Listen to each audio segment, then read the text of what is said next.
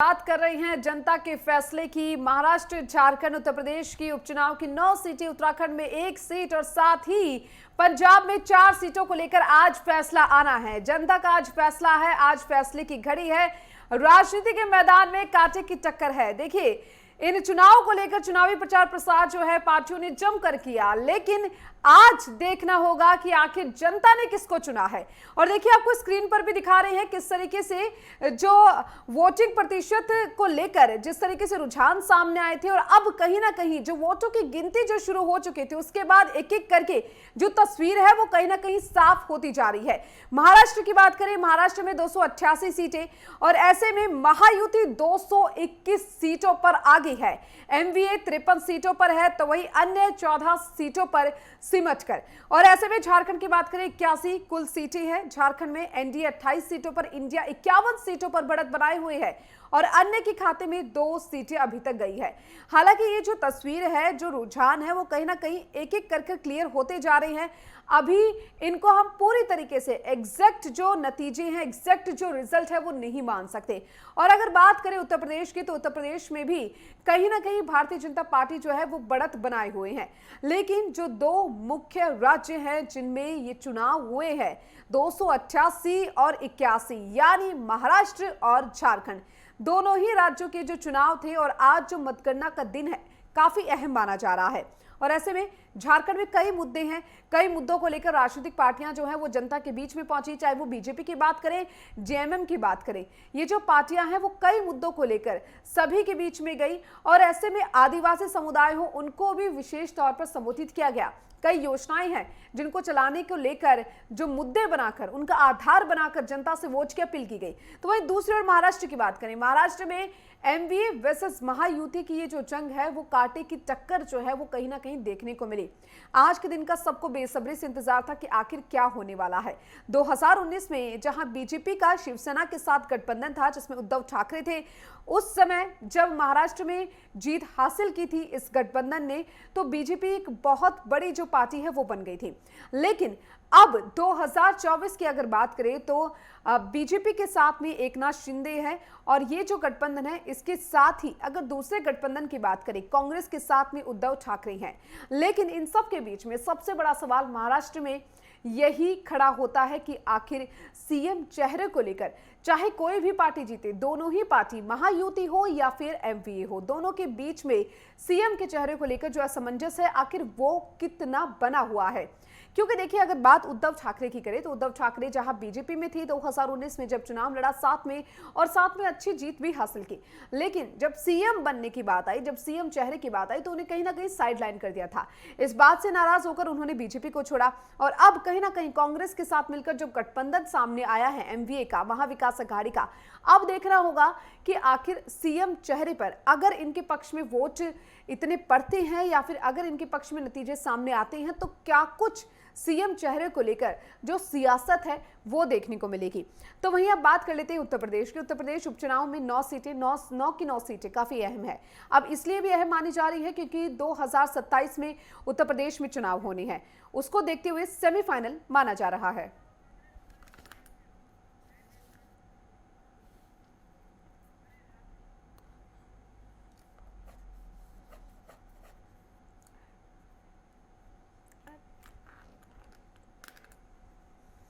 और चलिए इस चर्चा को अब आगाज करते हैं। खास मेहमान हमारे साथ जुड़ चुके हैं, हमारे साथ राजनीतिक विश्लेषक शरद नायक हमारे साथ जुड़ चुके हैं, साथ ही हमारे साथ कांग्रेस प्रवक्ता प्रखर सिंह हमारे साथ जुड़ चुके हैं और अब से कुछ ही देर बाद हमारे साथ बीजेपी प्रवक्ता भी जुड़ेंगे। सबसे पहले शरद नायक जी, आपके पास में आती हूँ। देखिए, महाराष्ट्र की 288 सीटें, सबसे पहले महाराष्ट्र की ही बात कर लेते हैं। महाराष्ट्र की जो राजनीति है वो कहीं ना कहीं एक पर्टिकुलर जो स्टैंड होता है राजनीति का, वो उसमें नहीं देखा जाता। विचारधारा भी कहीं ना कहीं अलग ही दिखाई देती है। पहले जो है उद्धव ठाकरे बीजेपी के साथ होते हैं, उसके बाद कांग्रेस के साथ चले जाते हैं। जो उलटफेर है वो कहीं ना कहीं देखने को मिलता है। अब बढ़त यहां पर महायुति बनाए हुए हैं। क्या लगता है, रुझान है, जब एग्जैक्ट नतीजे आ जाएंगे क्या कुछ असर देखने को मिल सकता है?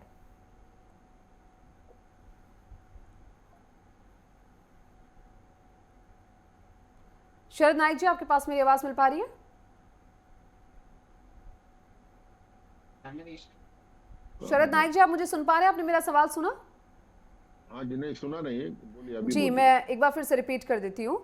बात यह है एक कि एक मिनट, हाँ, महाराष्ट्र, जी, जी, महाराष्ट्र की बात यहाँ पर कर रहे हैं, 288 सीटें हैं, लेकिन बीजेपी के साथ पहले उद्धव ठाकरे थे और जब सीएम चेहरे पर बात नहीं बनी, उसके बाद उन्होंने बीजेपी को छोड़ा। अब एक बार फिर वो कांग्रेस के साथ में है और कहीं ना कहीं जो अभी जो रुझान सामने आए हैं, उसमें महायुति जो है बढ़त बनाई हुई नजर आ रही है। क्या लगता है जब पूरे नतीजे सामने आ जाएंगे, क्या कुछ असर इसका पड़ता हुआ दिखाई देगा इस राजनीति पर? देखिए मैडम, इसमें महाराष्ट्र में मेन मुद्दा यही है कि शिंदे सरकार जी ने, शिंदे जी के नेतृत्व में उन्होंने जो लाडली बहना योजना और बाकी टोल माफी, फिर दूसरा जो पहले का जो योजना थी ब्रिज वगैरह, अटल ब्रिज या अटल सेतु और मेट्रो ट्रेन, ये सब बातें उन्होंने उनका उनका कालावधि में उपलब्धि हुआ है, तो उसका हिसाब से वोट अच्छा तरह से उनको हुआ है। और बाकी रहा लाडली बहना योजना में कम से कम 2 करोड़ महिलाओं को ये फायदा मिला है, तो कहीं ना कहीं उसका पूरी की पूरी लाभार्थी उन्होंने उनको वोट दिया होगा शायद। अभी कितना परसेंटेज दिया वो तो अभी पूरे रुझान आने के बाद पता चलेगा शाम तक। लेकिन महायुति मुझे लग रहा है सरकार बना रही है। चीफ मिनिस्टर कौन बनेगा उसका अभी तक पता नहीं चलेगा, वो तो कम से कम रात को पता चलेगा। बिल्कुल सही कहा आपने, क्योंकि देखिए अभी तक कुछ भी साफ नहीं कहा जा सकता है। दोपहर होते होते ये जो तस्वीर है वो कहीं ना कहीं साफ होती हुई नजर आएगी। प्रखर सिंह जी, देखिए 288 सीटें हैं, महाराष्ट्र की ही बात कर लेते हैं, 221 सीटों पर महायुति और 53 सीटें एनडीए के पास में। ऐसे में क्या कुछ अंदाजा लगाया जा सकता है? अब क्या कुछ अब आगे आपकी रणनीति हो सकती है? क्योंकि देखिए हालांकि अभी तक ये पूरी तरीके से क्लियर नहीं हो पाया है, लेकिन अगर इन रुझानों की बात करें तो क्या कुछ कहेंगे? देखिए, अगर इन्हीं रुझानों को आप बिल्कुल एक्सेप्ट कर लें और इन्हीं रुझानों को मान लें, तो एक स्टेट में हम सरकार बना रहे हैं बड़े बहुमत के साथ, और दूसरे स्टेट में हम सरकार में नहीं आ रहे हैं। जहां पर सरकार में नहीं आ रहे हैं, बिल्कुल वाजिब सी बात है, हम उस पर समीक्षा करेंगे क्या हमसे गलतियां हुई और क्या हमसे गलतियां नहीं हुई, तो उस पर समीक्षा करेंगे। और जिस स्टेट में हम सरकार में आ रहे हैं उस स्टेट में हम तो बिल्कुल सरकार बना रहे हैं। मगर बात ये नहीं है, बात ये है कि अभी देखिए बहुत अर्ली होगा कुछ भी कहना। अभी बहुत सारे रुझान बदल भी सकते हैं, बहुत सारे रुझान चेंज भी होंगे। तो मुझे लगता है कि जिस स्टेट में हम सरकार बना रहे हैं, झारखंड में हम बहुमत के काफी ऊपर हैं, और महाराष्ट्र में हम उतना अच्छा नहीं है, एज पर चैनल्स जो दिखाया जा रहा है उतना अच्छा हम नहीं कर रहे हैं। तो दोनों में जगह समीक्षा करेंगे, और जहां पर हम अच्छा कर रहे हैं वहां की बात अलग है। मगर मुझे लगता है वेट करना चाहिए, अभी महाराष्ट्र के चुनाव के आंकड़े बदलेंगे। बिल्कुल बिल्कुल, इंतजार तो है ही, क्योंकि अभी तक हम एग्जैक्टली नहीं कह सकते ये जो नतीजे सामने आए हैं वो यही नतीजे होंगे। प्रखर सिंह जी, लेकिन इन सब के बीच में एक बात ये भी है कि अगर ठीक है, झारखंड की आपने बात कही कि झारखंड में कहीं ना कहीं आप बढ़त बनाते हुए नजर आ रहे हैं, और एक तरफ बीजेपी है जो झारखंड में कहीं ना कहीं आपसे कम है, जो वोट हैं, वो जो सीटें हैं वो कहीं ना कहीं कम मिली है। अब ऐसे में झारखंड को अगर महाराष्ट्र से कंपैरिजन करके देखा जाए तो किस तरीके से इसका विश्लेषण कर सकते हैं? देखिए, दोनों स्टेट्स के मुद्दे अलग हैं, दोनों स्टेट्स के चुनाव अलग हैं, जनता भी अलग तरीके से वोट करते हैं। हर स्टेट का अपना एक वोटिंग पैटर्न होता है। 2024 का जब लोकसभा चुनाव हुआ उसका अलग वोटिंग पैटर्न था, इस चुनाव का अलग वोटिंग पैटर्न है। तो देखिए, और सबसे बड़ी बात होती है, किसी भी स्टेट में आप जाइए तो हमारा जो टिकट सिलेक्शन होता है बहुत इंपॉर्टेंट होता है। हम किसको खड़ा कर रहे हैं, किसको नहीं खड़ा कर रहे हैं, पहली चीज। दूसरी चीज, जनता के बीच क्या मुद्दे हैं। तो मुझे लगता है कि जो झारखंड में हमारी परफॉर्मेंस बहुत अच्छी जा रही है, महाराष्ट्र में उतनी अच्छी नहीं जा रही है जो आज के अभी आंकड़े। मगर मुझे पूर्ण विश्वास है ये आंकड़े बदलेंगे। अभी आंकड़े बदलाव में, क्योंकि जैसे जहां पर भी 5,000 7,000 का मार्जिन है, ये बदलता है। अक्सर हमने देखा है कि मार्जिन बदलता है, जीत के आंकड़े बदलते हैं, और मुझे लगता है 12 बजे तक, 12 से 1 के बीच में काफी कुछ साफ हो जाएगा। बिल्कुल, शरद नाइक जी आपके पास आती हूँ, क्योंकि देखिए एक तरफ झारखंड है जहां पर इंडिया गठबंधन जो है वो बढ़त बनाता हुआ नजर आ रहा है। हालांकि झारखंड में जाकर जो मुख्य रूप से प्रचार प्रसार किया गया, मुख्यमंत्री योगी आदित्यनाथ भी पहुंचे और जो कई नारे हैं वो भी उनके द्वारा दिए गए। क्या लगता है अगर जो एग्जैक्ट ये रुझान के जो आंकड़े सामने आ रहे हैं अगर यही रहे और इंडिया गठबंधन अगर सरकार बनाता है, तो क्या कुछ कमी कहीं ना कहीं भाजपा की देखने को मिल सकती है?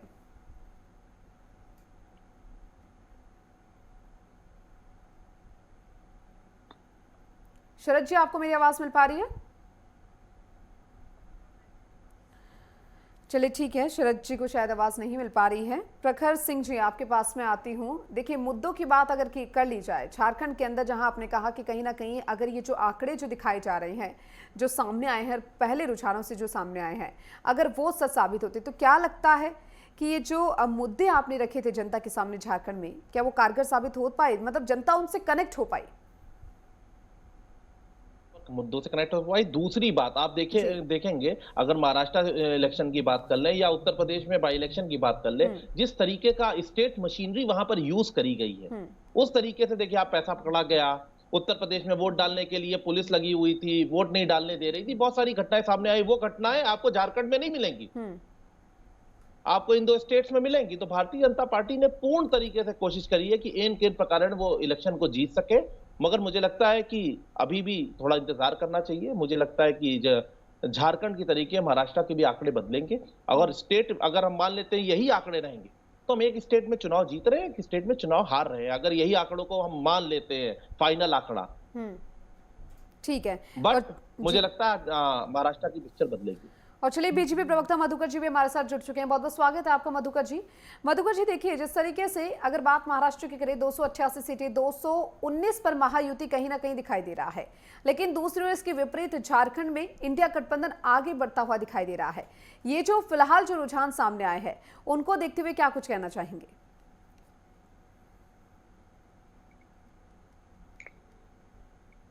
मधुकर जी, आपको मेरी आवाज मिल पा रही है? जी, मैं सुन पा रहा हूँ जी। क्या आप मेरा आवाज सुन पा रहे? हाँ जी, हाँ जी, हाँ जी। जी मधुकर जी, बोलिए। आपने मेरा सवाल सुना? जी, मैंने सुना है। हाँ जी, हाँ जी, बोलिए। जी, अभी जो रुझान आए हैं, खास करके महाराष्ट्र के जो रुझान है, उससे जनता ने महायुति सरकार को पूरी ताकत के साथ आशीर्वाद दिया है, ये सामने आया है। और यहाँ पे खास करके महाराष्ट्र में जनता जो हमारी नीति आ रही है, सरकार की, एनडीए सरकार की नीति आ रही है, महायुति सरकार की नीति आ रही है, उस सारी नीतियों को जनता ने पूरी भर भर के समर्थन दिया है। और यही पता चल रहा है कि कांग्रेस की जो नीति थी उसको उन्होंने ठुकराया है।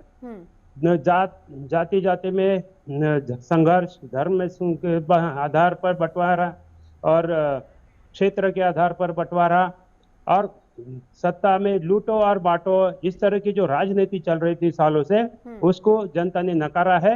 और विकास और भारत को महाशक्ति बनाने का जो माननीय पंतप्रधान नरेंद्र मोदी जी के नेतृत्व में जो काम चल रहा है, उसको पूरी ताकत के साथ जनता ने समर्थन दिया है। मधुकर जी, अभी जहां तक जी बोलिए। और जहां तक झारखंड का सवाल है, अभी भी रुझान चल रहे हैं। हमें अपेक्षा है कि कुछ समय के बाद ये रुझानों में और भी तब्दीली आएगी और वहां भी एनडीए का सरकार स्थापित हो जाएगा। ठीक है, और चलिए, आप सभी लगातार हमारे साथ बने रहिए। यहाँ पर वक्त हो चला एक छोटे से ब्रेक का।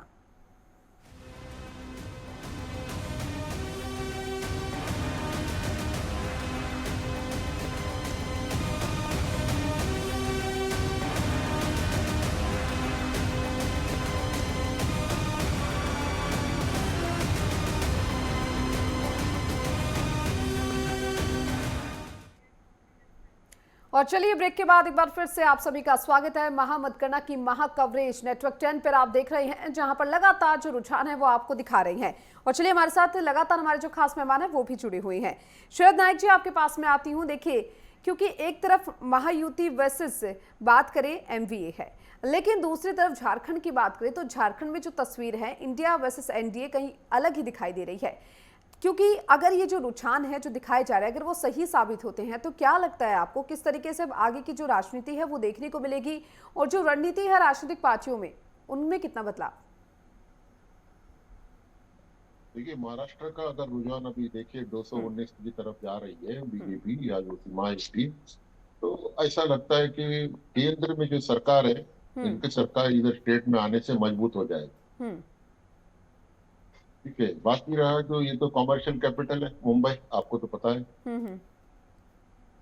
तो काफी फर्क पड़ सकता है। और झारखंड में अभी भी मुझे मतलब डाउट लग रहा है, दोपहर के बाद कम से कम 2 बजे के बाद क्या रुझान होगा पता नहीं है, हमेशा ऐसा हुआ है।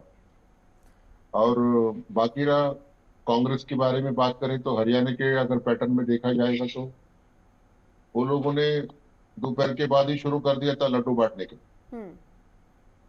और चीफ मिनिस्टर कौन बनेगा उसका भी मतलब मारामारी चालू हो गया। तो वो हिसाब से पार्टी में मतलब एकत्रता नहीं है, ये कहीं ना कहीं मतलब दिखाई पड़ता है। लेकिन बीजेपी में ऐसा नहीं, एक कैडर बेस्ड पार्टी है बीजेपी, तो वो हिसाब से उन लोग का पार्टी बहुत निष्ठा से चल रही है। उनका कार्यकर्ता, वो एग्रेसिवनेस और पूरा मतलब योजनाओं को बुनाने की काम, आखिरी आदमी तक वो लोग पहुंचाने के काम करते हैं। ऐसा बाकी कांग्रेस पार्टी वगैरह में काम नहीं हो रहा है। ठीक और है। कांग्रेस पार्टी में क्या है, एकत्रता नहीं है। अभी महाराष्ट्र में भी देखिए, चीफ मिनिस्टर को लेकर के चालू हो गया था पहले ही, नाना पटोले और इधर शिवसेना, तो ये सब तो उनका आपस में चालू हो गया था। बिल्कुल। और देखिए, लगातार आपको बता रहे हैं कि महाराष्ट्र में कुल 288 सीटें, जिसमें एनडीए 217 सीटों पर बढ़त बनाए हुए। इंडिया की बात करें तो 57 सीटों पर, और अदर जो पार्टी है 14 सीटों पर कहीं ना कहीं अपनी जो जगह है वो बनाई हुई दिखाई दे रही है। महाराष्ट्र में कुल 288 सीटें हैं। 288 सीटों पर आपको ग्राफिक्स के जरिए समझा रहे हो। झारखंड की बात करें, झारखंड में 81 सीटें कुल, एनडीए 28 सीटों पर, इंडिया 50 पर बढ़त बनाए हुए, तो अदर को 3 सीटों पर देखा जा रहा है।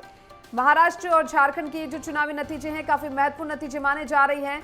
और आपको बताएं किस तरीके से जनता का जो फैसला है वो आज हो जाएगा। महाराष्ट्र में 288 सीटें, महायुति 219 पर, महाअघाड़ी 53 सीटों पर, और बात करें अन्य की तो 14 सीटों पर है। और देखिए, कहीं ना कहीं महायुति और महाअघाड़ी के बीच में जो संघर्ष है वो देखने को मिला। कार्तिक की टक्कर जो है महाराष्ट्र में इस बार देखने को मिली। कई मुद्दे जो महायुति वर्सेस एमवीए में देखने को मिले, जो दोनों पार्टियों ने मिलकर उठाए हैं। और ऐसे में झारखंड की बात करें तो 81 सीटें हैं, जहां पर एनडीए 28 सीटों पर है, इंडिया 50 सीटों पर बढ़त बनाए हुए है, और अन्य 3 सीटों पर।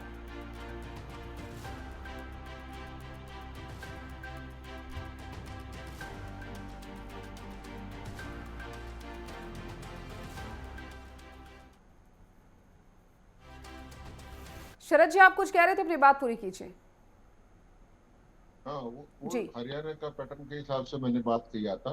पार्टी में एक एकत्रता नहीं, जब तक पार्टी में यूनिटी नहीं होता है। अगर ऐसा कुछ होता है तो पहले ही पार्टी, सभी पार्टियां, बीजेपी, कांग्रेस हो या शिवसेना यूबीटी हो, तो इन लोग आपस में पहले से विचार कर लेना चाहिए था कि पहले हम लोग इंडिपेंडेंटली सब लड़ेंगे, इलेक्शन के बाद हम लोग करेंगे। अगर ऐसा रणनीति अगर बनाया तो भी चलता था, इनका जो कोर वोटर्स है वो वोट दे सकते थे। लेकिन अभी सब बिखर गए, तो कहीं ना कहीं महायुति अपना वोट लाने में सक्षम रहा। ठीक है शरद जी, क्योंकि देखिए फैसला तो अब से कुछ ही देर बाद हो ही जाएगा कि आखिर किसने जनता के दिल में जगह बनाई है। प्रखर सिंह जी, देखिए लाडली बहन योजना की बात काफी हो रही है महाराष्ट्र में। अगर उसकी बात करें, क्या लगता है ये जो योजनाओं का फैक्टर है कहीं ना कहीं वो इफेक्ट करता हुआ नजर आता है? क्योंकि अगर यहाँ पर इन योजनाओं की बात करें तो जनता कहीं ना कहीं, जो आमजन है, जनताओं से इन योजनाओं से आकर्षित होकर अपना वोट देने के लिए पहुंचता है। मुद्दे हैं, लेकिन मुद्दों के अलावा आप जनता को क्या दे रहे हैं? चुनावी जनसभाओं ने आपने क्या कुछ वादे किए हैं, क्या कुछ जनता के लिए आपने पहले के वक्त में किया है, वो भी कहीं ना कहीं मैटर करता है। देखिए, योजनाओं की बात करें तो जो भी वेलफेयर स्कीम्स होती है उसको कांग्रेस पार्टी पूरी तरह एंडोर्स करती है। और हम कहते हैं जो भी पैसा जनता के है, जनता के टैक्स से जो पैसा आ रहा है वो जनता के वेलफेयर में जाना चाहिए, पहली चीज। दूसरी चीज, हम जो भी चुनावी वादा करते हैं या हम कहते हैं, जैसे हमने कर्नाटका में अगर 500 रुपए का सिलेंडर बोला था तो हमने कर्नाटका में डिलीवर किया। हम जो भी स्टेट में जो वादा करते हैं वो करते हैं। भारतीय जनता पार्टी के तरीके नहीं है कि 450 रुपए का सिलेंडर हम राजस्थान में बोल के चले आए और आज भी, इतना टाइम हो गया सरकार बने, आज भी उन्होंने इस चीज को लागू नहीं किया है। दूसरी चीज, झारखंड की अगर आप बात करेंगे तो झारखंड में इन्होंने यही हुआ, आदिवासियों से झूठे वादे किए। आदिवासियों ने वहां पर उनको, जो वहां के आम लोग हैं उनको बता दिया घुसपैठिए हैं। तो भारतीय जनता पार्टी को झारखंड की जनता ने जान लिया और उनके खिलाफ जनादेश दिया है। रही बात महाराष्ट्र की, तो महाराष्ट्र में मैं फिर बोलूंगा काफी क्लोज कॉन्टेस्ट चल रहा है, थोड़ा देर वेट करने की जरूरत है। मुझे पूर्ण विश्वास है कि आंकड़े बदलेंगे। ठीक है मधुकर जी, देखिए प्रखर सिंह जी का कहना है कि महाराष्ट्र में कहीं ना कहीं जो आंकड़े हैं वो बदलते हुए दिखाई देंगे। क्या आपको लगता है झारखंड में भी जो आंकड़े हैं वो बदलेंगे? और साथ ही साथ ये जो फैक्टर्स है जिनकी हम बात करें, चाहे वो योजनाओं की बात हो या फिर साइलेंट वोटर्स, कितना इफेक्ट करते हैं चुनाव को? विश्वास है कि कुछ समय देर बाद जैसे जैसे नतीजे आगे और आएंगे, उसमें एनडीए सरकार की जो परिस्थिति है वो और बेहतर हो जाएगी। और जहां तक कर्नाटक, हिमाचल प्रदेश की बात कही है, तो मैं ये बताता हूँ कि वहां पे इन्होंने फ्री बिजली देने का वादा किया था, महिलाओं को पैसा देने का वादा किया था, बस में फ्री सफर का वादा किया था।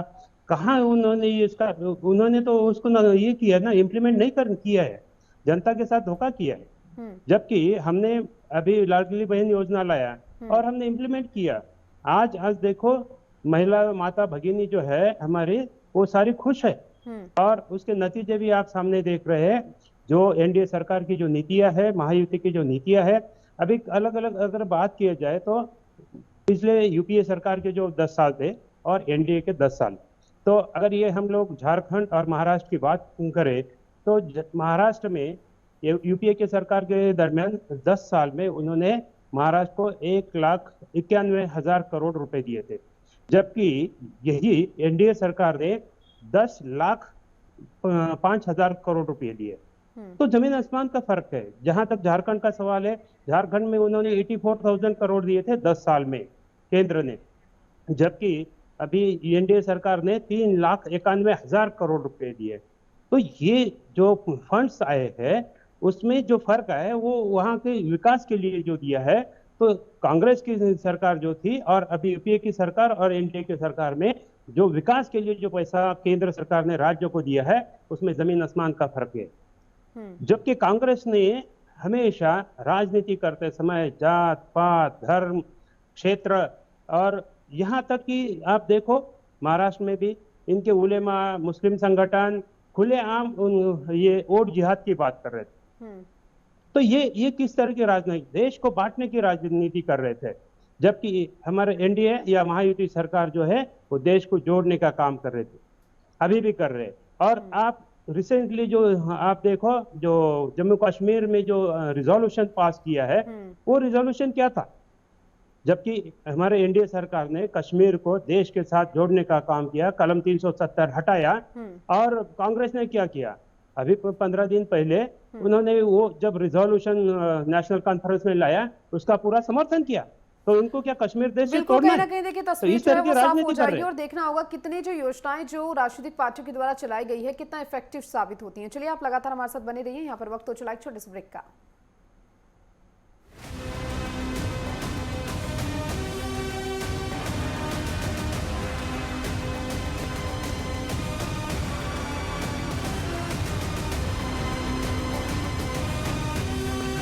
एनडीए वर्सेस इंडिया में जोरदार टक्कर देखने को मिल रही थी, लेकिन कहीं ना कहीं इंडिया ने बहुत ज्यादा आगे बढ़त बनाकर 51 सीटों पर अभी फिलहाल के लिए रुझानों में बाजी मार ली है और एनडीए 28 पर सीमित रहती हुई।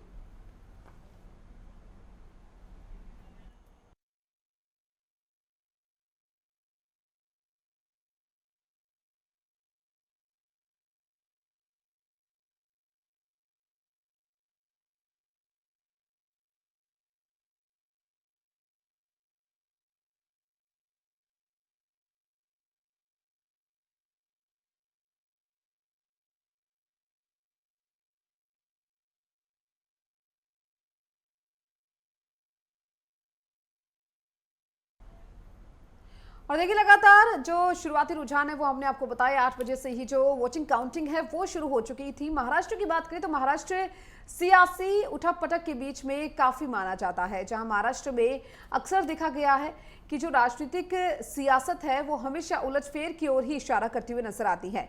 लेकिन 288 सीटें थी, 288 सीटें अपने आप में महाराष्ट्र में काफी महत्वपूर्ण हो जाती है और ऐसे में महायुति 219 सीटों पर है, साथ ही एमवीए 55 सीटों पर बढ़त बनाए हुए हैं और अन्य की बात करें तो 14 सीटों पर अन्य है। इसके अलावा झारखंड की बात करें, झारखंड में 81 सीटों पर चुनाव हुआ, जहां इंडिया वर्सेस एनडीए था। एनडीए 28 सीटों पर, इंडिया गठबंधन 51 सीटों पर बढ़त बनाते हुए आगे है एनडीए से और अन्य के खाते में 2 सीटें जाती हुई दिखाई दे रही है। हालांकि ये जो रुझान है या ये जो तस्वीर है कहीं ना कहीं जो आपको बता रही है वो अब से कुछ ही देर बाद क्लियर हो जाएगी कि आखिर किसकी सरकार बनेगी झारखंड में और किसकी सरकार बनेगी महाराष्ट्र में। इन दोनों राज्यों के अलावा बात करें उत्तर प्रदेश उपचुनाव की तो 9 सीटें थी। 9 सीटें अपने आप में काफी अहम मानी जा रही थी। इन 9 सीटों को इसलिए भी अहम माना जा सकता है क्योंकि 2027 का सेमीफाइनल ये माना जा रहा है, यानी लिटमस टेस्ट इसको माना जा रहा है। क्योंकि देखिए 9 सीटें, चाहे वो सपा हो या फिर बीजेपी, दोनों जो राजनीतिक पार्टियां हैं दोनों ने जमकर इन सीटों के लिए प्रचार प्रसार किया और इन सीटों पर कहीं ना कहीं अपनी जीत हासिल करने का, अपनी जीत का दम भरते हुए भी नजर आए। अब से कुछ ही दिन पहले की बात करें, जब चुनाव मतदान जो है वो संपन्न हुए उसके बाद लगातार राजनीतिक पार्टियों के जो बयान है वो सामने आ रहे थे और ऐसे में बयानों में साफ ये कहा जा रहा था जो राजनीतिक पार्टियां हैं, चाहे वो बीजेपी की ओर से हो या फिर सपा की ओर से, कि जीत उन्हें मिलेगी। सब अपनी अपनी पार्टी को जीत का दम भरते हुए नजर आ रहे थे। लेकिन आज फैसले का दिन है। आज देखना होगा कि आखिर किसके मन को जनता जो है वो भाती हुई नजर आती है और क्या कुछ जो रिजल्ट है वो हम सबके सामने होते हैं। बिल्कुल दीपिका, तो महाराष्ट्र और झारखंड विधानसभा चुनाव की मतगणना देखिए अभी भी जारी है और ऐसे में रुझान लगातार सामने आ रहे हैं। अगर महाराष्ट्र की बात करें दीपिका, तो देखो महायुति बहुत ज्यादा प्रचंड बहुमत के साथ आगे निकलते हुए, वहीं अगर झारखंड की बात करें तो इंडिया गठबंधन ने लगातार यहां पर बढ़त बना के रखी हुई है और एनडीए यहां पर पिछड़ती हुई 28 सीटों पर सीमित रह गई है और एमवीए 55 पर।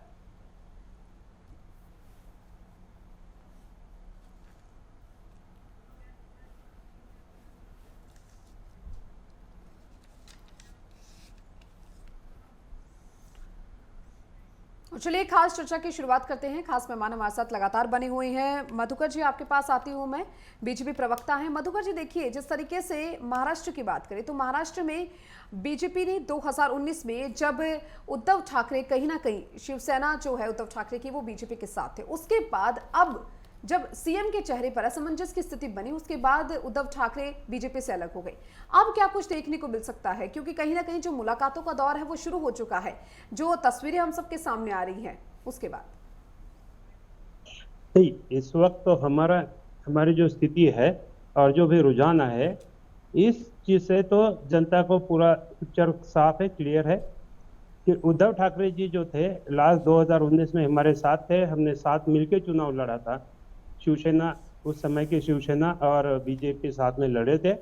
लेकिन आपने देखा होगा कि बीच में उद्धव ठाकरे साहब जो है वो बीजेपी को छोड़ के कांग्रेस के साथ निकल गए। बिल्कुल। जबकि हमारी जो युति थी वो एक विचारधारा पे थी, हिंदुत्ववादी विचारधारा के ऊपर हमारा बेस था और उन्होंने उस विचारधारा को पूरी तरह से छोड़ा और सत्ता के लिए वो कांग्रेस के साथ चले गए।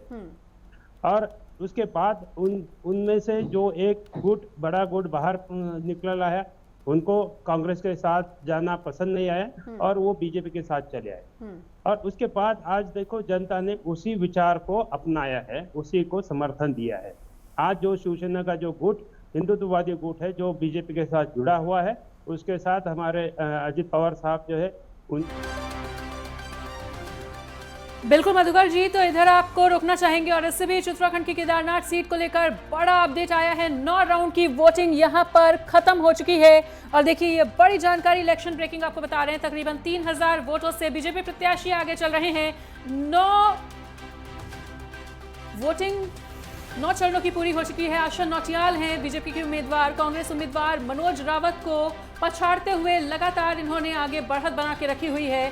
तो उत्तराखंड की केदारनाथ सीट पर जीत की ओर है बीजेपी और ऐसे में आशा नौटियाल ने लगातार बढ़त बना के रखी हुई है। 9 राउंड की वोटों की गिनती खत्म होती हुई और इसी के साथ तकरीबन 3000 वोटों से बीजेपी प्रत्याशी आगे चल रहे हैं और जो कांग्रेस की प्रत्याशी हैं वो कहीं ना कहीं पिछड़ते हुए। दीपिका। बिल्कुल मनीषा, क्योंकि देखिए उत्तराखंड की ये केदारनाथ सीट अपने आप में काफी अहम मानी जा रही थी। बीजेपी और कांग्रेस दोनों के लिए अपने आप में ये अहम सीट मानी जा रही थी और ऐसे में बीजेपी जो है वो जीत की ओर जाती हुई दिखाई दे रही है।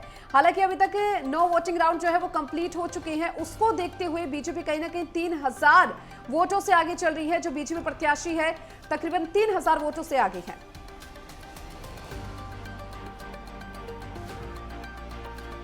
बिल्कुल, तो मधुकर मुसले जी बीजेपी प्रवक्ता लगातार अपनी बात को रख रहे थे। मधुकर जी, देखिए केदारनाथ सीट की भी बात सामने आ गई है और उन्होंने भी ये तय कर लिया है कि बीजेपी को ही जनादेश देना है। क्या कुछ कहना चाहेंगे?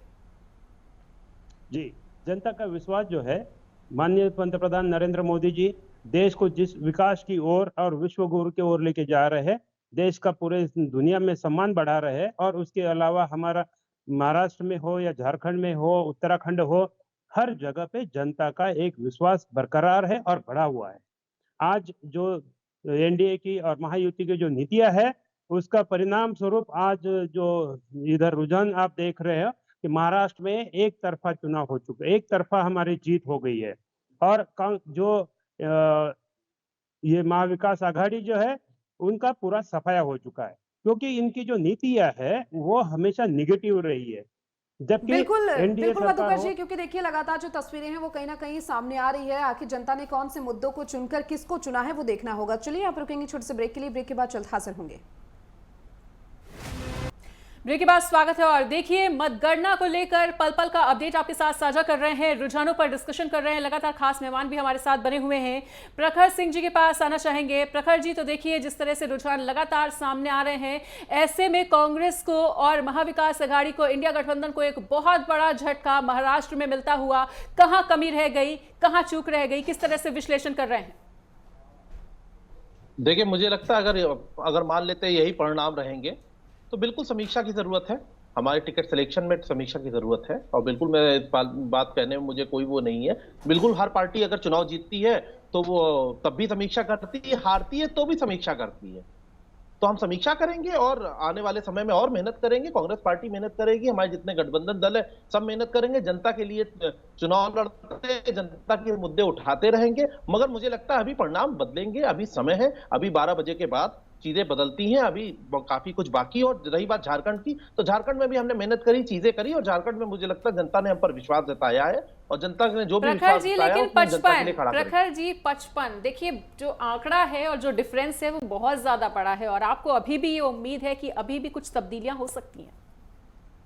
देखिए, राजनीति में उम्मीद तो अंतिम सांस तक नहीं छोड़नी चाहिए, और कांग्रेस पार्टी तो बिल्कुल भी नहीं छोड़ती है। दूसरी बात, रही बात, देखिए ठीक है डिफरेंस बड़ा है, हम मानते हैं, और अगर यही आंकड़ा रहता है तो मैं फिर कहता हूं कि देखिए एक स्टेट में हम जीत रहे हैं, एक स्टेट में हमारी हार हुई है। मगर मुझे लगता है ये फाइनल आंकड़ा तो है नहीं। जब तक फाइनल आंकड़ा नहीं आए तब तक कुछ कहना नहीं चाहिए। हम बिल्कुल समीक्षा कर रहे हैं। अगर हमारी हार होती है, यही आंकड़े आते हैं तो हम समीक्षा करेंगे, बिल्कुल मेहनत करेंगे, जनता के लिए, जनता के मुद्दे लगातार उठाते रहेंगे। मगर मुझे लगता है ये आंकड़े अभी बदलेंगे एक स्टेट में। और झारखंड में हमको लगता है कि जिस तरीके के आंकड़े हैं, सरकार बनाने जा रही है इंडिया गठबंधन की सरकार, और झारखंड की सभी जितना भी हमने मेहनत करी, मुझे लगता है उसका रिजल्ट सामने आ रहा है। ठीक है, बिल्कुल कहीं ना कहीं देखिए एक तरफ झारखंड एक तरफ महाराष्ट्र, दोनों के ही जो नतीजे हैं वो हम सबके सामने अब से कुछ ही देर बाद साफ हो जाएंगे। चलिए इस पर लगातार बने रहेंगे एक छोटे से ब्रेक के बाद।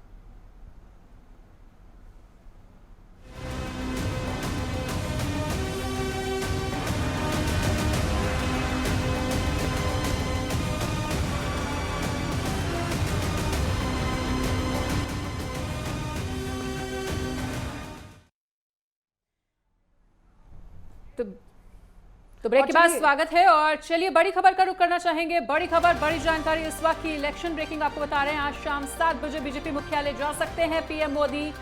ये इस वक्त का बड़ा अपडेट। महाराष्ट्र में महायुति की जीत पर संबोधित कर सकते हैं प्रधानमंत्री नरेंद्र मोदी, और बीजेपी मुख्यालय में कार्यकर्ताओं को संबोधित करने के लिए पहुंचेंगे पीएम मोदी।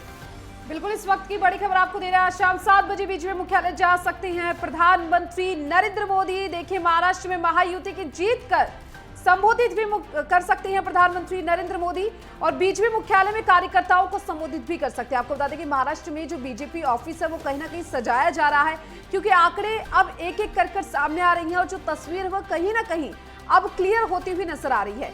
महाराष्ट्र में महायुति बढ़त की ओर है, और अब से कुछ ही देर बाद जो नतीजे हैं वो साफ हो जाएंगे। और ऐसे में अगर महाराष्ट्र में सरकार आती है, महायुति गठबंधन की सरकार बनती है, तो प्रधानमंत्री नरेंद्र मोदी महाराष्ट्र पहुंचेंगे। वहां पर कार्यकर्ताओं को, समर्थकों को वो संबोधित कर सकते हैं, क्योंकि बीजेपी ऑफिस भी सजाया जा रहा है। अब तक के जो आंकड़े उसमें साफ देखा जा सकता है कि महायुति बढ़त बनाए हुए। और चलिए हमारे साथ लगातार हमारे खास मेहमान लगातार बने हुए हैं। आपके पास आऊंगी मैं, शरद नायक जी। देखिए तस्वीरें हम सब देख रहे हैं, किस तरीके से जो तस्वीरें वो सामने, और अभी जो बड़ी खबर सामने आई है, अगर उसकी बात करें तो प्रधानमंत्री नरेंद्र मोदी महाराष्ट्र पहुंचेंगे, बीजेपी ऑफिस को भी सजाया जा रहा है। तो क्या ये मान लिया गया है कि कहीं ना कहीं महाराष्ट्र में महायुति वापसी करती हुई नजर आ रही है?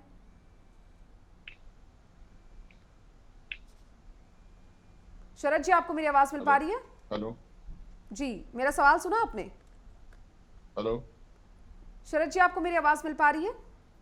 अभी बोलिए, सवाल क्या?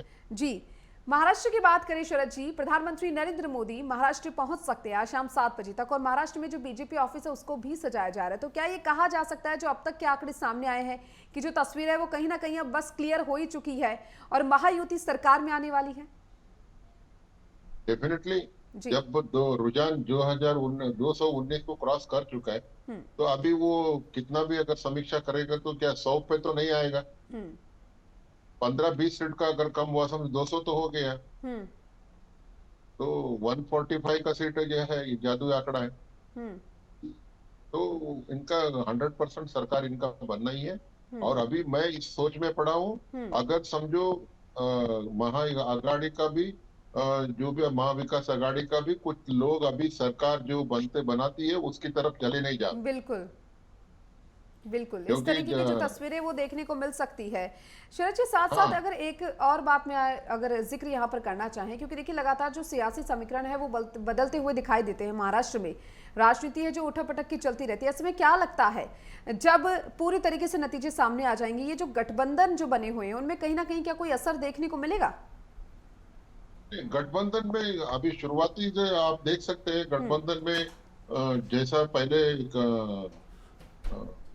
उद्धव ठाकरे जी के नेतृत्व में सीएम की को ऐसा चेहरा बना के अगर निकाले होते थोड़ा कुछ फर्क पड़ता था, लेकिन ऐसा नहीं किया। फिर बाद में उन लोगों को आपस में ही मतलब अंदरूनी चलता रहा मैटर।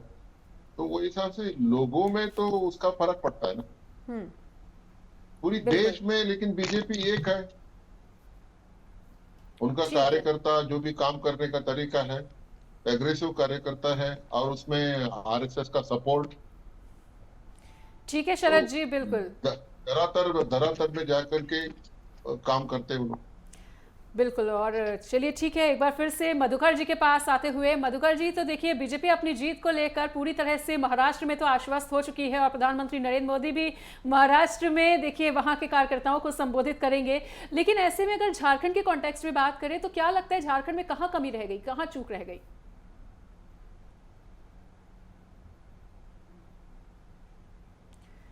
मधुकर जी, क्या आप तक हमारी आवाज पहुंच पा रही है? मधुकर जी, मैं चाहूंगी कि अपनी बात को अनम्यूट करके रखें।